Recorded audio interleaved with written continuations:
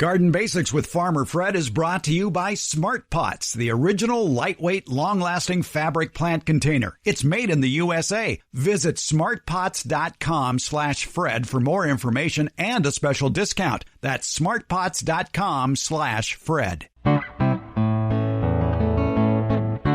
Welcome to the Garden Basics with Farmer Fred podcast. If you're just a beginning gardener or you want good gardening information, well, you've come to the right spot. America's favorite retired college horticultural professor, Debbie Flower, and myself tackle more of your garden questions today. Have you ever wondered or even tried to plant into a container filled with straight compost? Well, it might work for a while, but eventually you're going to have problems. We have solutions to those issues. Gardeners and homeowners in just about any section of the country that has faced a drought just might be rethinking their water-thirsty lawns. Is there a successful turf substitute? For some, the answer just might be a lawn created by Clover. We talk about the Clover varieties that might be the most successful at serving as a green area, especially since Clover is somewhat drought tolerant and resistant to dog urine. It's all in today's episode number 274. We're podcasting from Barking Dog Studios here in the beautiful Abutilon Jungle in Suburban Purgatory. It's the Garden Basics with Farmer Fred podcast. We're brought to you today by Smart Pots and Dave Wilson Nursery. Let's go. We've talked a lot about compost on this program, but we need to do a little clarification about exactly what compost is. Debbie Flower is here, America's favorite retired college horticultural professor. And the question comes up every now and then, can you plant in straight compost? And I wouldn't be a bit surprised if you at home also had that urge. You're looking around for some soil or something to put in a pot to plant something, and all you find is this half a bag of compost. Can you plant in that straight compost? And some people would say, absolutely. I mean, I have a potato coming out of my compost pile, or I have a squash plant growing in my compost pile. But the short answer is no. Compost, to quote the garden professors of Facebook, compost is not soil. It's a component of soil. Correct. Yeah. We've talked about this in the past, too, about how compost acts. And one thing it does, it breaks down. Yes. And when it breaks down, does that not impede water flow and air? Yes. We've talked a lot about soilless media or soilless mix.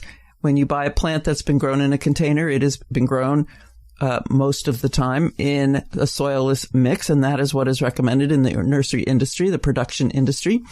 And that, you might say, is compost. Well, it may include compost as the organic component, but it also includes other things to more closely imitate field soil. And those other things are rock components, perlite, vermiculite, sand, pumice, and they keep some of the pore spaces open as the compost or other organic components break down. There was a report online about that, and the author of that report suggested that you could use straight compost in a container if you put in that rock component for air. But the more I thought about it, the problem is, well, that compost ends up getting smaller and smaller and smaller, and that reduces the air spaces. Right. And the rock, I would think, would come up to the top. No, it doesn't come up to the top. Sometimes it appears to, and it's because the organic component, which could be compost, washes away. It gets smaller and smaller and washes away. Perlite is notorious for that. It looks like it comes to the surface.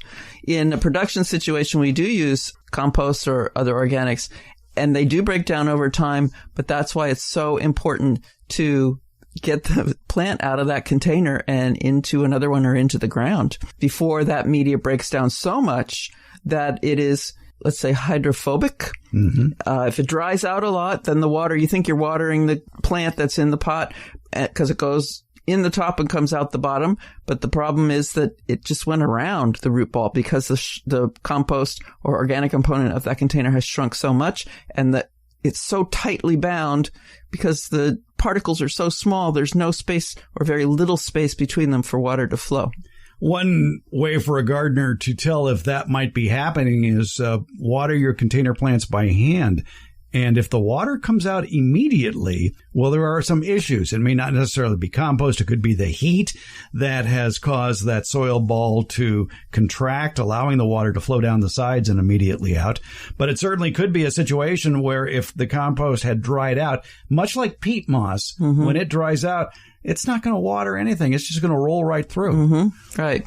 So soil is made of 50% open space, ideal soil, and about 40, let's say 7 or so % of sand, silt, and clay. Those are pieces of rock that have broken down to different sizes. The number one thing that distinguishes sand, silt, and clay, the way you identify it if you're looking at a soil sample and trying to figure out what it is by putting it through different size screens. And the clay goes through the smallest size screen and the sand through the biggest and the silt through the middle.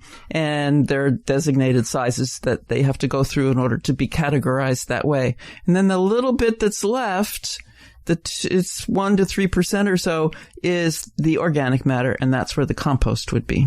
What is compost?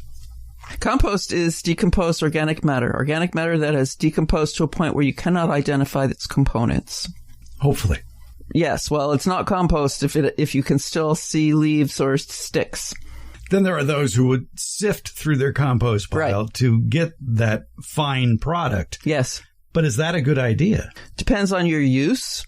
If you're going to seedling mix, when we're trying to start things from seed in a flat or a small container, we want a small sized particle to establish that seed, that young plant, because the seed in many cases is small and the plant coming out of it is small. That plant can't push large particles out of its way. And so we use small particle size for starting seeds. We also use small particle size.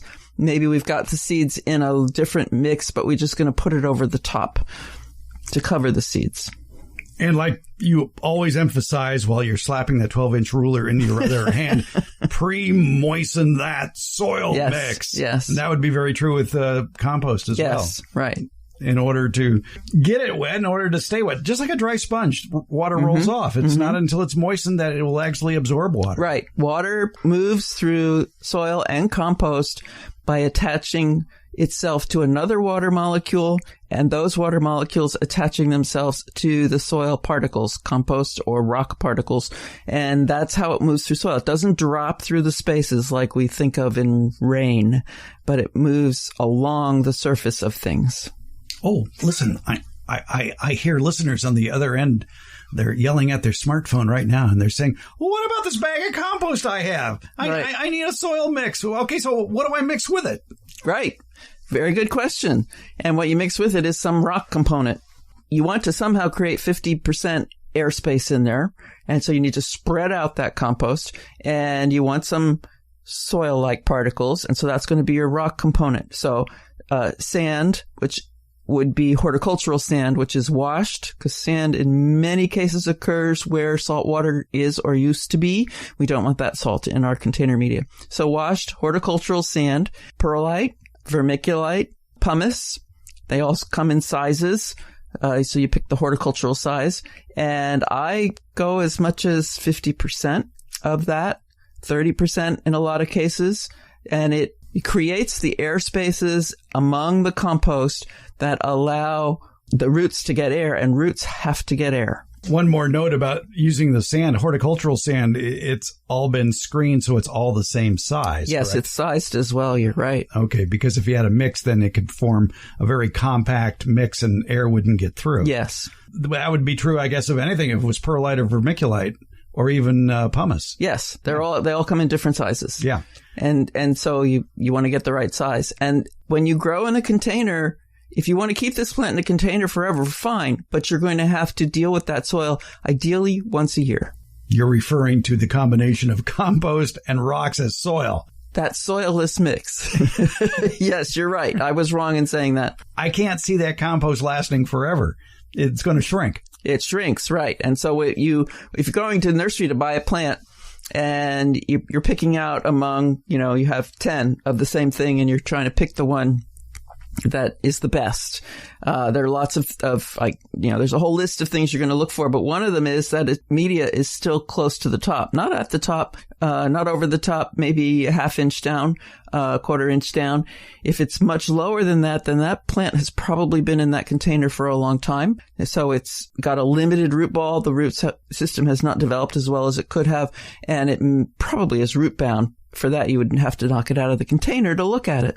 Yeah, I mean, I think a lot of people are in the habit of when picking out plants at the nursery, they're going to turn that pot over to see if there are roots coming out the bottom, which is always a good technique. Right. I think we both like to kind of pop that soil ball out of that plastic container to see if there's roots going round and round. Right, and you always pour the plant out. You don't pull it out. Pulling it out, you can do root damage. Turn it upside down, stick your hand over the soil ball at the top, and then gently bring up the plastic container so you can take a look. Right. And you might see some circling. If they're very fine roots, that's okay. You can cut those, and you should cut those at planting time. If you see thick roots going round and round, yeah, that's a little dicier. So if you planted in a container using nothing but compost and a stone material, do you have to repot that plant at some other point? Right. About once a year is the recommended time. Go up in size or just... Well, you can do either way.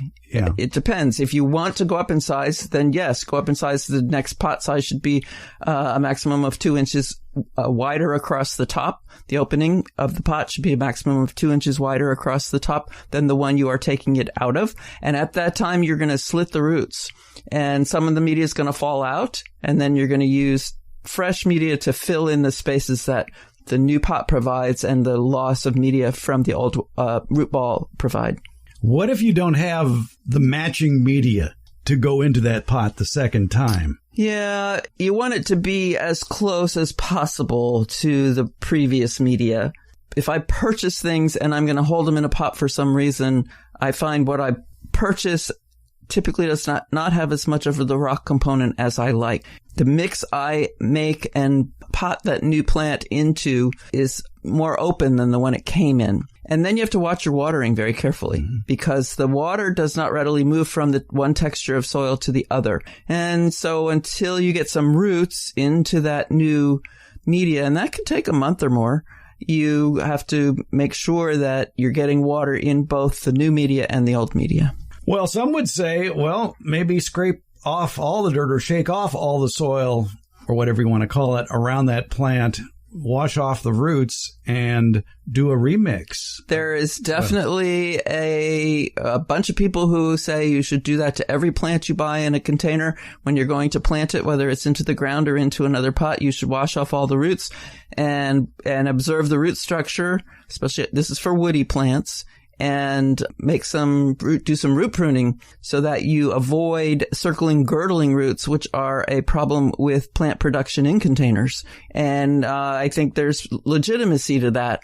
However, I don't think it's going to catch on everywhere. Number one, it's very time consuming. So the industry, the landscape industry that plants thousands of plants, a day, is, I believe, not going to do that. Oh.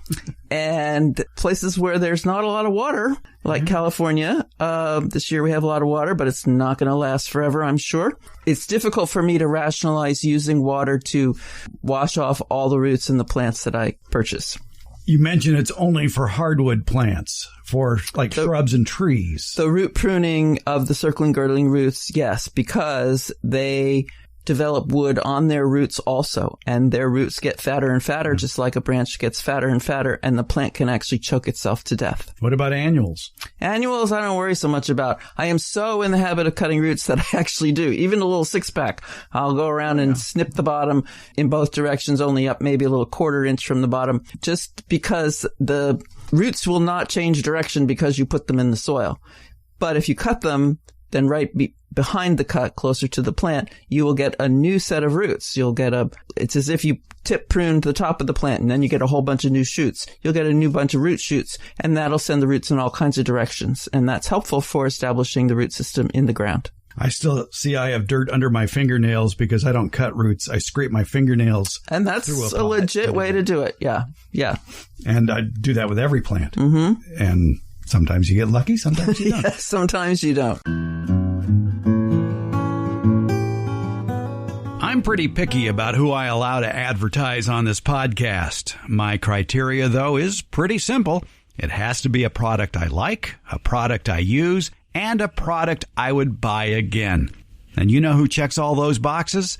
It's Smart Pots. Smart Pots is the oldest and still the best of all the fabric plant containers that you might find. Smart Pots are sold around the world, and they're proudly made 100% right here in the USA. Smart Pots come in a wide array of sizes and colors and can be reused year after year. Some models even have handles, and that makes them a lot easier to move around the yard. Because the fabric breathes, Smart Pots are better suited than plastic pots, especially for hot climates. That breathable fabric has other benefits too. Water drainage issues? Not with Smart Pots. Roots that go round and round choking the root ball like they do in plastic pots? Doesn't happen with Smart Pots. These benefits will help you get a bigger, better plant than what you've gotten in the past with the same size plastic or other hard container. Smart Pots are available at independent garden centers as well as select Ace and True Value hardware stores nationwide. To find a store near you or to buy online, visit smartpots.com/Fred. And don't forget that /Fred part. On that page are details about how for a limited time you can get 10% off your Smart Pot order by using the coupon code FRED. F-R-E-D. Use it at checkout from the Smart Pot store. Visit smartpots.com/Fred for more information about the complete line of Smart Pots lightweight, colorful, award-winning fabric containers. And don't forget that special Farmer Fred 10% discount. Smart Pots, the original award-winning fabric planter. Go to smartpots.com/Fred. You have a small yard and you think you don't have the room for fruit trees? Well, maybe you better think again, because Dave Wilson Nursery wants to show you how to grow great tasting fruits like peaches, apples, pluots, and nut trees. Plus, they have potted fruits such as blueberries, blackberries, raspberries, boysenberries, figs, grapes, hops, kiwi, olives, and pomegranates. These are all plants that you can grow in small areas. You can even grow many of them in containers on patios as well. It's called backyard orchard culture, and you can get step-by-step information via the Dave Wilson YouTube videos. So where do you find those? Well, just go to davewilson.com, click on the Home Garden tab at the top of the page. Also in that Home Garden tab, you're going to find a link to their fruit and nut harvest chart. You can be picking delicious, healthy fruits from your own yard from May to December here in USDA Zone 9. And something else you're going to find in that Home Garden tab. You're going to find the closest nursery to you that carries Dave Wilson's quality fruit trees, and they're in nurseries from coast to coast. So start the backyard orchard of your dreams at davewilson.com. In a not-so-scenic bypass to this, and you'll like this, I was at the nursery the other day. Boy, do they have a lot of cucumbers and pumpkins and squash that are growing like crazy in those little pots. Mm-hmm. What do you think? Would you buy one of those? No. So the reason is those plants, so we're talking the squash, cucumber, melon, watermelon, pumpkin, which is a squash. Mm-hmm. Once they become root bound in the container, inhibits their growth for the rest of the season. And I've done it. I've planted them. Maybe I started them myself. I don't remember. But I've planted a plant that has, and I really only want to see at most 3 true leaves. Some references talk about 5 true leaves. So when the seed germinates, you get these smooth, round-tipped, they're called cotyledons. They're seed leaves. I'm not counting those. The next set of leaves are the jagged-tipped ones, or the ones that are more cut. They might be hairy, might be slightly greener. They're going to be a different shape. That's a true leaf. So I'm looking at 3 to 5 of those max in a 4-inch container. If the plant goes beyond that, even 5 is iffy for me. The plant, it grows, but it only grows maybe 2 feet, and you don't get any production out of it. I saw a list the other day of plants that, and I can't remember who wrote it, plants that like to be direct seeded, plants that can go either way, and plants that shouldn't be. And they put the cucumbers and the squash and the pumpkins and the melons in the can go either way. And that surprised me. But I was having trouble getting my cucumbers to germinate this year because the site was a very wet site over winter, very heavily mulched. I think the soil was too wet and too cold for a long time. I kept planting seeds and nothing would happen, planting seeds, nothing would happen. 3 times, nothing would happen. The 4th time I was frustrated, so I put some seeds in a pot and I planted them in the ground. 2 in the ground, 2 in the pot. All 4 germinated. So now I have a cucumber in a pot. Fortunately, my neighbor came over to visit me today. I knew she had told me she didn't have any cucumbers in her garden. She brought me a squash. She's already got a squash harvesting. And so I gave her my little one that has cotyledons and the beginning of one true leaf. And she said, I'll plant it right away. You left out one little detail. Oh. When you did your first batch of cucumber seeds, weren't those older seeds? Yes, the first batch was. Yes. And the last batch was new seed? The last 2 batches were new seed. Okay. And seeds don't last forever. Right. Good point. The bigger the seed, the longer it tends to live because it has more food inside of it. I used to do a seed germination lab with the students. I had old seed. I had them all labeled for the dates. And I had a 10-year-old Anasazi bean seeds, and they germinated 100% at 10 years old. So it's very variable. But yes, size is only a guide. It is not a end all and be all. Bigger seeds will last longer, period, end of story. It depends a lot on the cultivar and what's going on in the seed. And how you store the seeds. Yes, absolutely. Yeah. And you store yours in the refrigerator. I do. Yeah. In the crisper? No, it's in the door, which is not the best climate control. But that's where they are, in a plastic bag. In a plastic bag. Mm-hmm. Okay. Now, the only reason we're talking about this when the subject was compost was we were talking about roots. And the roots of the cucurbit family, once they get stressed, it's like they give up. Yeah. And you put them in the ground and they just don't grow. The other thing I saw at the nursery that you'll be thrilled with was, are they selling the corn? The sweet corn in the 6-pack with about 3 corn stalks coming up in each of the little containers. Oh, boy. And I'm thinking, seeds a lot cheaper. Yes, and you want your customers to have success. I was surprised. One year I let the students, I assigned them seeds to start and how to do it and all that good stuff. And then they could do 1 6-pack of whatever they wanted. And somebody did corn and I was nearly bowled over. Of course, I read all the stuff. I had all this information in my head that this student didn't. And it sold at the plant sale, but it was 1 corn stalk per cell.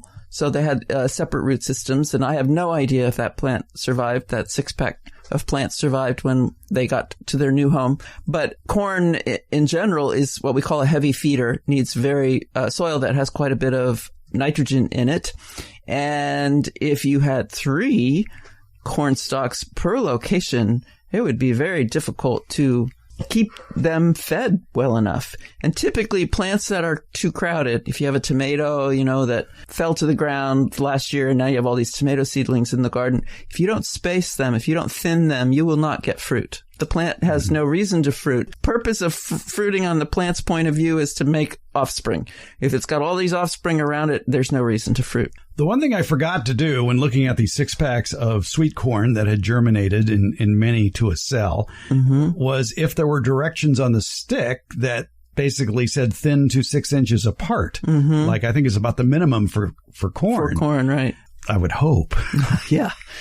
And does the buyer know what is 1 corn stalk? And how do they remove the others without hurting the original? Right. It's not set up for success, and that's a problem. Well, if you do have that situation and you bought a 6-pack of corn, and in the 6-pack of corn seedlings there are 12 or 18 stalks coming up, you don't want to pull it, you'd want to cut it. Yes, you want to cut them down, which I did with the cucumber I gave to my neighbor. I had done it before she said she was coming over, pinched off one of the babies with my thumbnail and left the other one. The reason you don't pull is that you do root damage to both plants. The one you readily willing to give up, but the one you want to keep and plant will also have root damage if you pull the other one out. What a long, strange trip it's been from can you plant in straight compost to corn in a 6-pack. Yes. But That's gardening. It is. All right. Because you go out to do one thing, you end up doing 10 others. Yeah, and you're out there many hours longer than you thought you would be. Yes, you would. Well, there you go. And we always talk about a successful garden soil being composed of sand, silt, and clay. Well, sand obviously is the rock component. What are silt and clay? Silt and clay are also rock components. So rocks break down over time. The force of wind and rain and frost and acids from algal growth and that kind of thing to different sizes. And some types of rock will only break down to the biggest soil particle of sand. Some will continue to break down to silt and down all the way to clay. And so the mineral component of sand is different than silt and clay. The size of sand is different than silt and clay, but all three are rock components. Well, that clears that up. but I forgot that sand, silt, and clay are really minerals that we're talking about. But there's other components to soil. But you can't go to the store and buy a package of those other things to mix in with your compost, because you just might be adding more compost. If you go out and buy a bag of planting mix to mix with your compost, what's in that planting mix? Forest byproducts? Right. Which is compost. Basically compost. Yeah. Yes. And field soil, we don't use field soil in containers. And we don't use compost or the soilless media in the ground.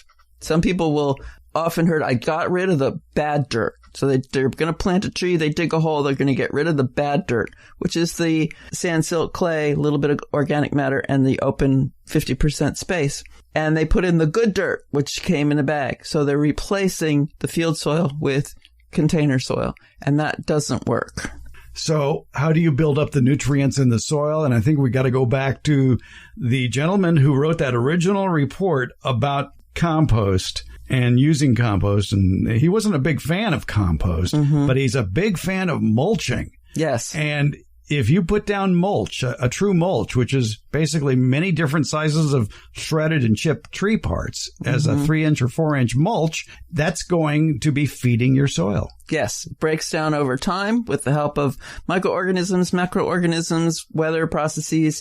It's washed into the soil with rain, animals digging for insects like skunks.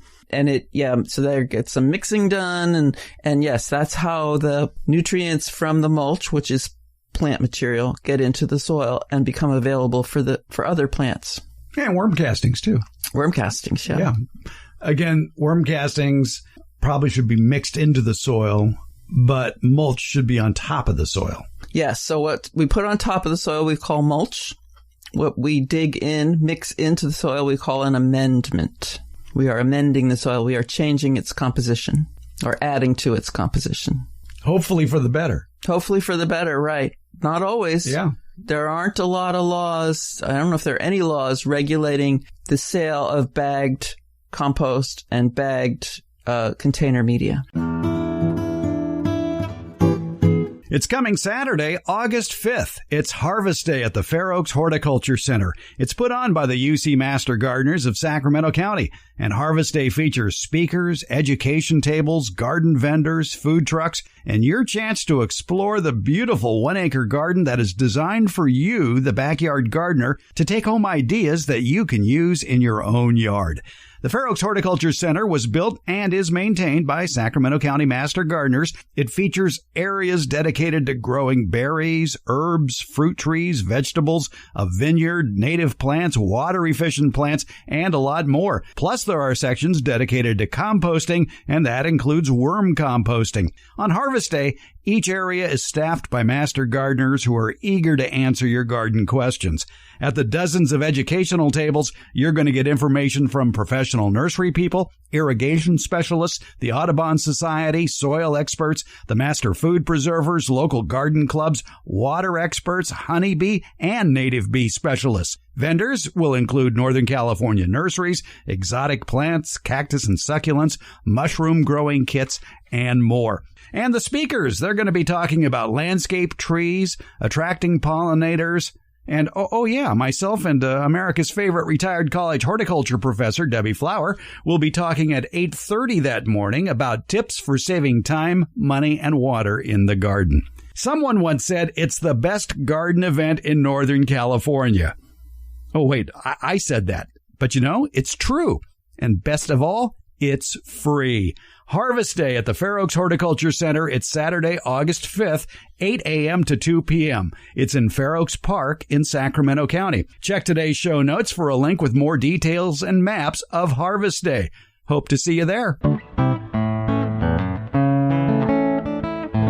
Well, since we are so far deep in the woods in this scenic bypass, let's explain one further thing, and that's the fact that if you dig a hole to put in a plant and you say, I'm going to use good soil, and you go and buy a bag of potting mix and you pour that in the hole and then stick in the plant, you've got a watering issue. You got a huge watering issue to both extremes. If it rains, let's say you got a good rainstorm and the media, the bagged media that's in the ground gets filled up with water, you're going to drown the plant. It will not move readily into the field soil.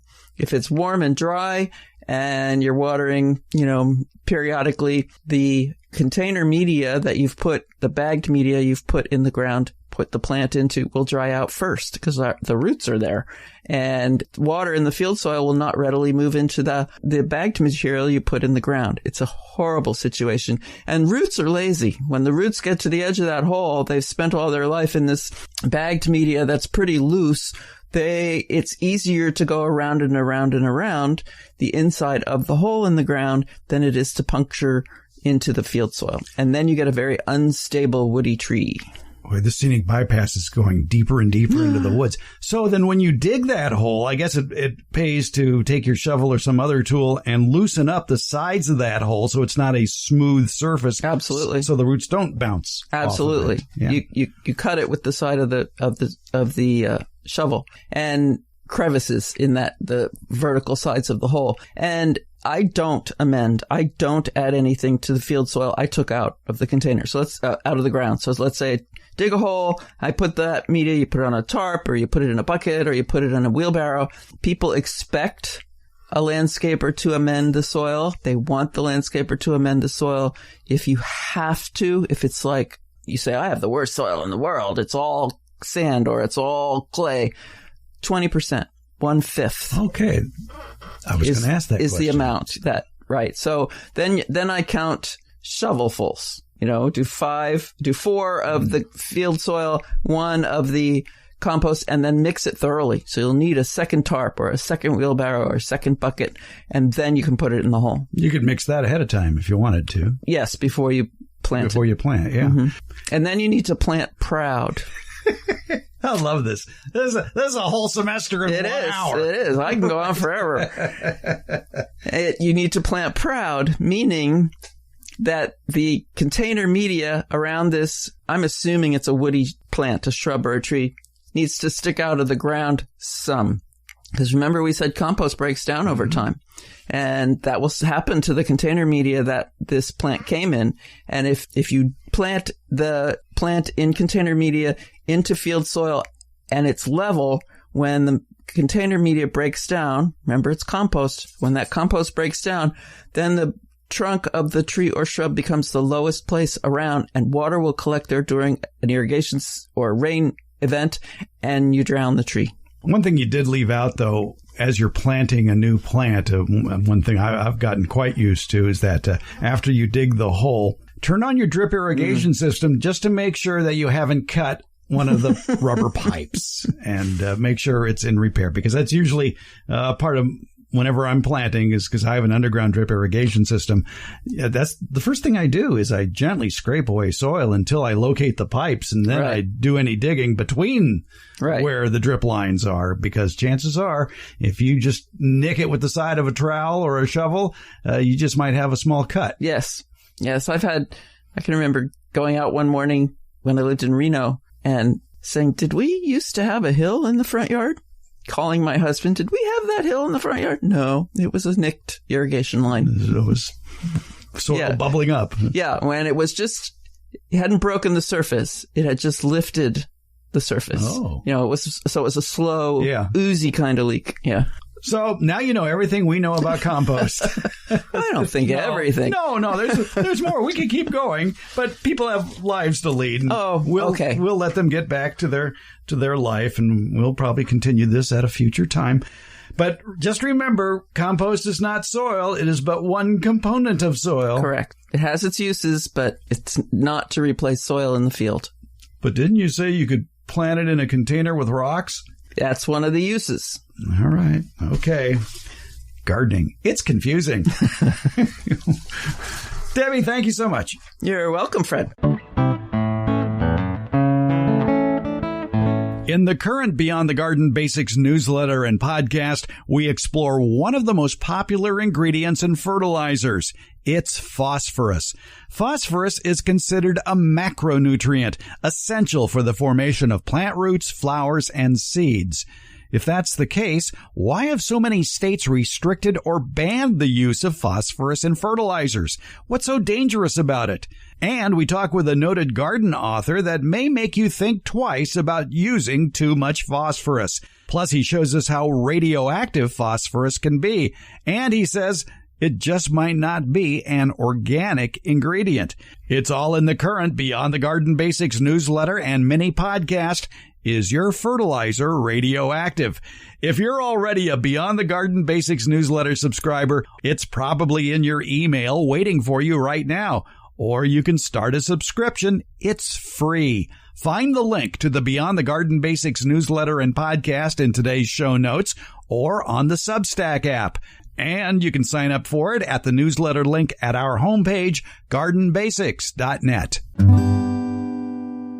We like to answer your garden questions here on the Garden Basics podcast. A lot of ways you can get the question in. You can talk at us. You can go to speakpipe.com/gardenbasics and leave us a message via your computer.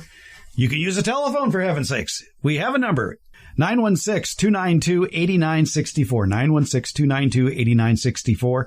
Email, sure, send it to Fred at farmerfred.com. That will work as well. Dennis, who is in the Sacramento area in Carmichael, wants to know about clover lawns. He says, there was an article in the paper about growing lawns made of clover. It listed a few pros, that it takes less water and it attracts more bees, and cons, the biggest con being that it does not stand up well to heavy foot traffic. That would not be an issue for me. Do you have any thoughts on whether it would be a good alternative to a grass lawn? There's a lot of research going on about testing white clover as a turf substitute. And, you know, one of your pros, though, about bees is also a con for a lot of people because clover does flower. Yes. And did I introduce you, by the way? Have you been here?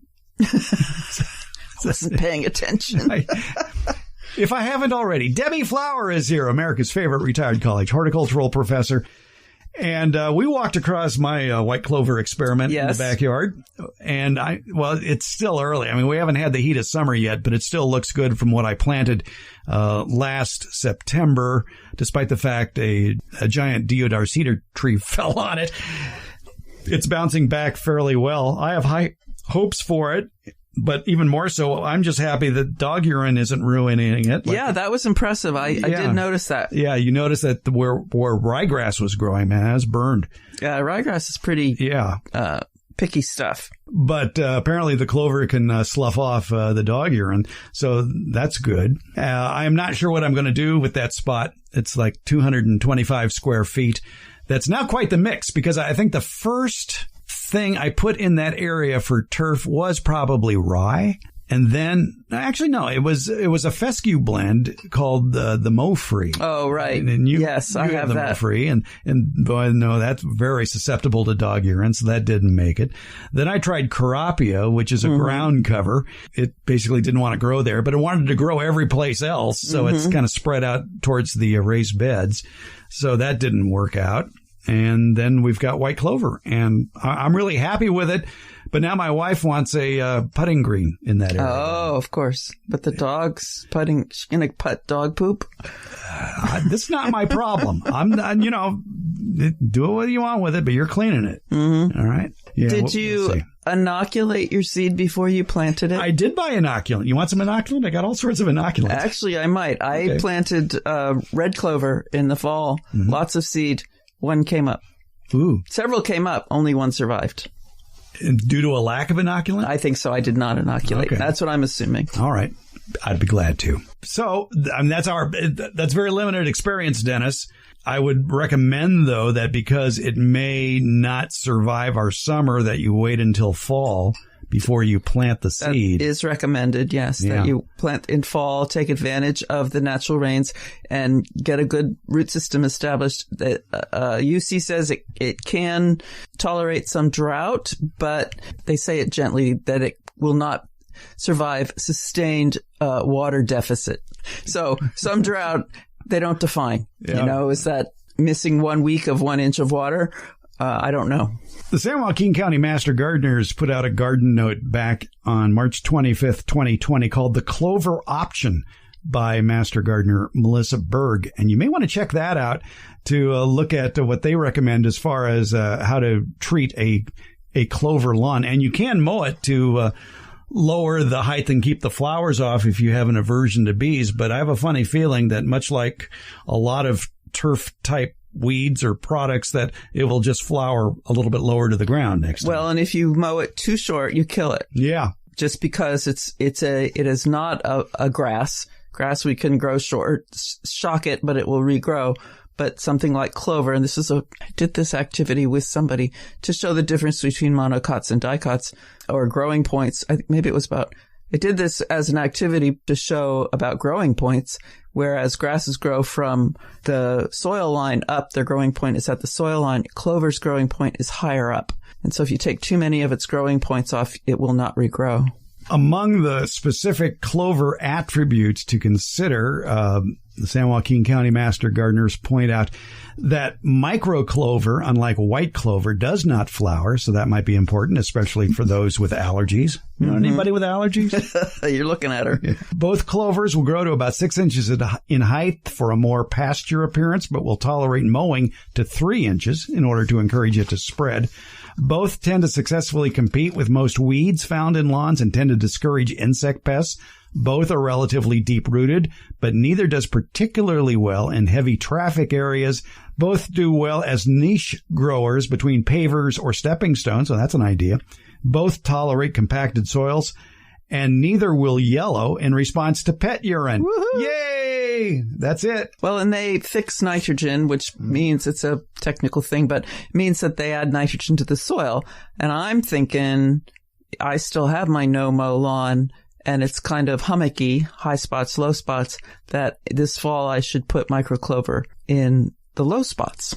I'm not exactly sure what microclover is. Me neither. Same here. Yeah. Other than that, it's probably small. Right. Yes.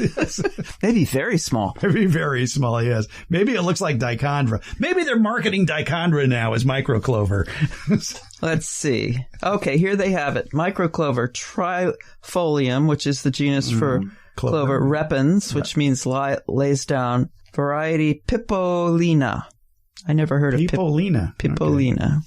Sounds like an Italian fairy tale name. All right. It does. You're right. The San Joaquin County Master Gardeners also point out that it's best installed in late fall. That often takes advantage of the wet season in order to sufficiently germinate seed. However, it can result in seed migration if water ponds at any point in the yard. And that's true here in USDA Zone 9. Probably in other parts of the country, you could sow it in spring. Right. As long as you have a fairly cool summer. If you have a very cold, yes. You want a long growing season before it gets really hot.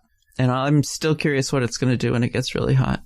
The San Joaquin Master Gardeners pointed out that in an era where homeowners have become increasingly pressed for time and resources, sowing additional clover as a symbiotic supplement to turf, utilizing replacement clover blends to fashion a suburban pasture, or establishing a monoculture of clover all appear to be promising options which can provide suburbanites with viable alternatives. That's all us suburbanites want. Viable alternatives. Yes. Okay, so there. We'll have a link to the Clover Option article in today's show notes. Thanks, Debbie. Thank you, Fred.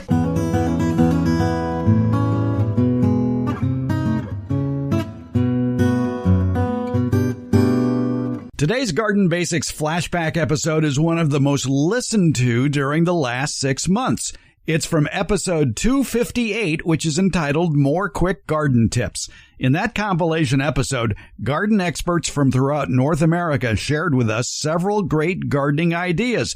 Ideas such as how to create a showstopper of an outdoor container plant display, how to take better garden photos, especially close-ups of insects, tips for making tomato planting easier, how to create more strawberry plants from your existing garden.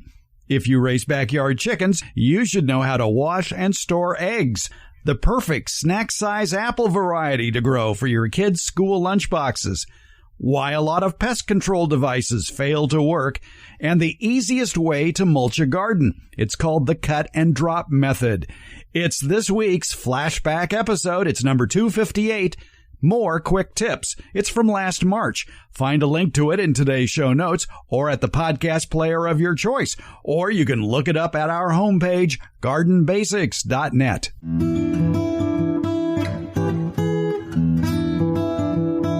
The Garden Basics with Farmer Fred podcast comes out once a week on Fridays. Plus, the newsletter podcast that comes with the Beyond the Garden Basics newsletter continues, and that will also be released on Fridays. Both are free, and they're brought to you by Smart Pots and Dave Wilson Nursery. The Garden Basics podcast is available wherever podcasts are handed out, and that includes our homepage, gardenbasics.net. And that's where you can also sign up for the Beyond the Garden Basics newsletter and podcast. That's gardenbasics.net, or you can use the links in today's show notes.